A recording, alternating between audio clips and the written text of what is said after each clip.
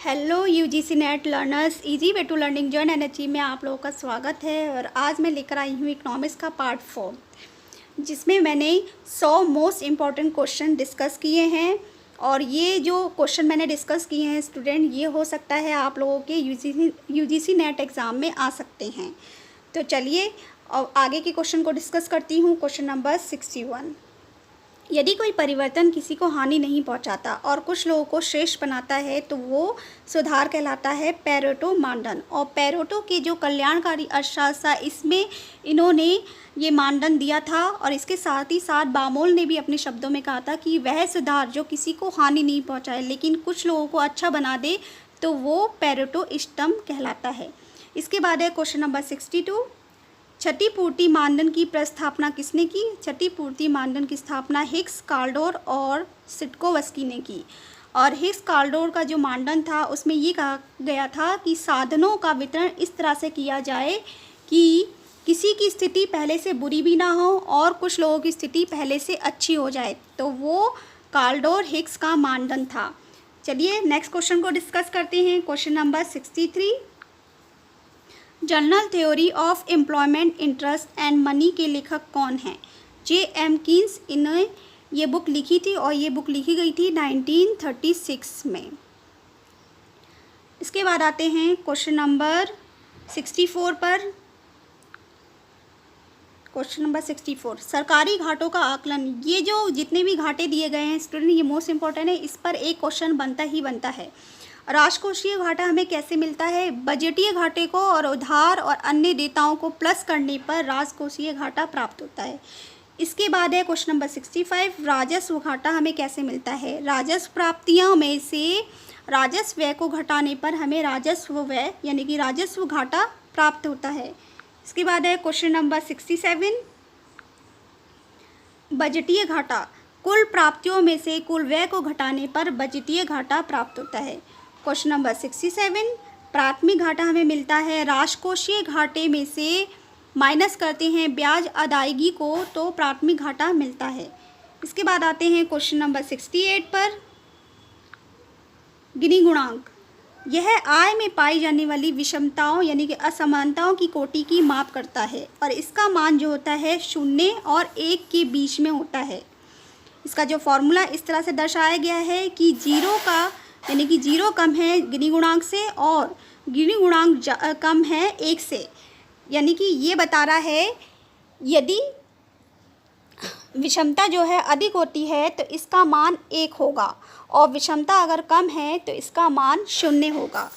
तो ये होता है गिनी गुणांक, जो कि आय में पाई जाने वाली विषमताओं को की माप करता है। फिर आते हैं क्वेश्चन नंबर 68 पर। 69, रोजगार गुणांक का सूत्र। इसको K से डिफाइन करते हैं और इसका जो फॉर्मूला है 1/1 माइनस MPC। MPC को हिंदी में कहते हैं सीमांत उपभोग प्रवृत्ति और इंग्लिश में कहते हैं मार्जिनल प्रोपेंसिटी ऑफ कंजप्शन। यानी कि इसका फॉर्मूला इस तरह से भी लिखा जाता है 1/MPC। फिर आते हैं क्वेश्चन नंबर 70 पर, the quantity theory of money a restatement के लेखक कौन है? तो इसके लेखक है मिल्टन फ्रीडमैन और ये बुक दी थी इन्होंने 1959 में। फिर आते हैं नेक्स्ट क्वेश्चन पर। क्वेश्चन नंबर 71, बेरोजगारी की दर तथा मौद्रिक मजदूरी में विपरीत संबंध किसने दर्शाया था? तो ये फिलिप्स कर्व में दर्शाया गया है और जिन्होंने दर्शाया था वो थे A.W. फिलिप्स। उन्होंने कहा था कि बेरोजगारी की जो दर होती है और मौद्रिक मजदूरी, इनके बीच में जो इन्वर्स रिलेशनशिप होता है वो फिलिप्स कर्व कहलाता है। इसके बाद आते हैं क्वेश्चन नंबर 72 पर,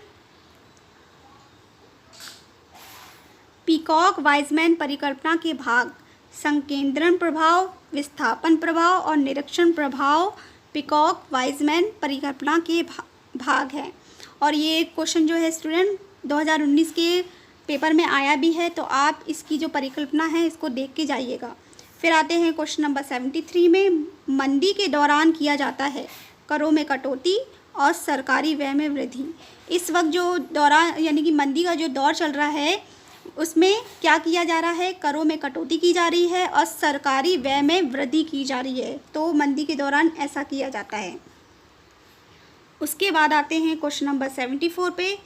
दरिद्रता कारक पद का प्रयोग किसने किया, यानी कि दरिद्रता का जो प्रयोग किया था वो किया था जगदीश भगवती ने। उसके बाद आते हैं क्वेश्चन नंबर 75। ये जो दिया है मैचिंग स्टूडेंट, ये प्रीवियस ईयर्स के कई पेपर्स में अटैम्प्ट हुई है, तो आप इन मैचिंग को ज़रूर देख के जाइएगा। क्वेश्चन नंबर 75, विषमता की माप जो होती है वो असममिता यानी कि विषमता को दर्शाती है। प्रसरण, प्रकीर्णन, भूकंप जो है यादृच्छिक विचलन, और एफ परीक्षण जो है प्रसरण का अनुपात कहलाता है। तो ये है क्वेश्चन नंबर 75। इसके बाद आते हैं क्वेश्चन नंबर 76 पे। कार्प डगलस उत्पादन फलन है, ये लंबी अवधि का उत्पादन फलन है और कारकों के सापेक्ष उत्पादन लोच स्थिर होती है। यानी कि ये जो कार्प डगलस उत्पादन है ये लॉन्ग टर्म का उत्पादन फलन है और इसमें जो लोच होती है वो स्थिर होती है। इसके बाद आते हैं क्वेश्चन नंबर 77 पर। मार्क्सवादी विश्लेषण के अनुसार अधिशेष मान निर्भर करता है अधिशेष पर और आवश्यक श्रम समय पर। तो उन्होंने मार्क्सवादी जो विश्लेषण किया था वो अधिशेष तथा आवश्यक श्रम समय पर किया था।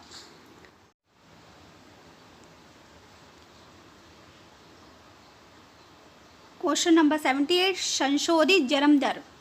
संशोधित जन्म दर का जो फॉर्मूला है वो फॉर्मूला है 1 वर्ष में पंजीकृत जन्म प्लस संभावित जन्म को बटे किया जाता है वर्ष मध्य जनसंख्या से और इंटू किया जाता है 1000 से।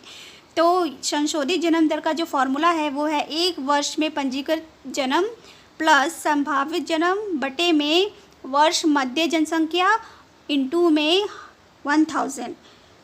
इसके बाद आते हैं क्वेश्चन नंबर 79 पे। अंतर्जात संवृद्धि दर की व्याख्या किसने की, तो पॉल रोमर ने इसकी व्याख्या की थी। फिर आते हैं क्वेश्चन नंबर 80 पर।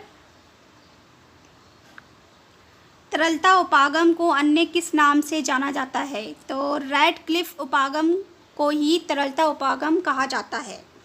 सो स्टूडेंट, मैंने इस पार्ट में आपके 80 क्वेश्चन यानी कि पूरा जितने भी पार्ट है हमारे टोटल 80 क्वेश्चन डिस्कस हो गए हैं। मैं नेक्स्ट पार्ट और लेकर आऊँगी आप लोगों के लिए। तब तक के लिए आप मेरे जितने भी पार्ट यूजीसी नेट के हैं आप उन्हें अच्छे से देख लीजिए। तब तक के लिए आप अपना ख्याल रखिए, खुश रहिए, सुरक्षित रहिए और मेरी वीडियो को लाइक कर दिए, शेयर कर दिए ताकि और भी स्टूडेंट की हेल्प हो सके। Thank you.